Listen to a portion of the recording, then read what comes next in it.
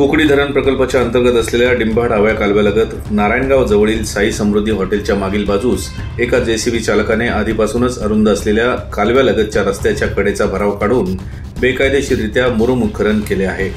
याबाबतची घटना स्थानिक शेतकऱ्यांनी कोकणी प्रकल्प विभागाच्या अधिकाऱ्यांना दिली।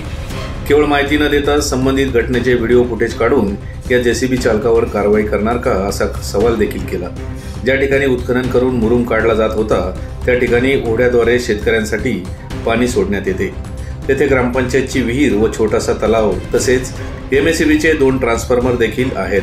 हा भराव काढून येथे कालवा फुटण्याचा धोका निर्माण झाला आहे। याबरोबर तेथून 200 मीटर अंतरावर असलेल्या डिंभा डावा कालवा व मीना शाखा कालव्याच्या संगमावर जो पूल आहे तो देखील पडण्याच्या तसेच भराव वाहून जाण्याच्या स्थितीत आहे। त्यामुळे पाटबंधारे विभागाने येथे रस्ता व पूल दुरुस्ती करून योग्य ती कार्यवाही करावी व बेकायदेशीर उत्खनन करणाऱ्या जेसीबी चालकावर कायदेशीर कारवाई करावी अशी मागणी स्थानिक शेतकऱ्यांनी केली आहे। याशिवाय या रस्त्यावरून शेतकरी मोठ्या प्रमाणावर ये-जा करत असतात। या रस्त्यावर देखील पावसामुळे मोठमोठे खड्डे पडले असून हा रस्ता देखील तात्काळ दुरुस्त करावा अशी मागणी स्थानिक शेतकऱ्यांबरोबर येडगाव येथील शेतकऱ्यांनी केली आहे। याच घटनेची माहिती व फुटेज पाठवले आहे आपला आवाज न्यूज नेटवर्कचे कार्यकारी संपादक किरण वाजगे यांनी। पाहूयात।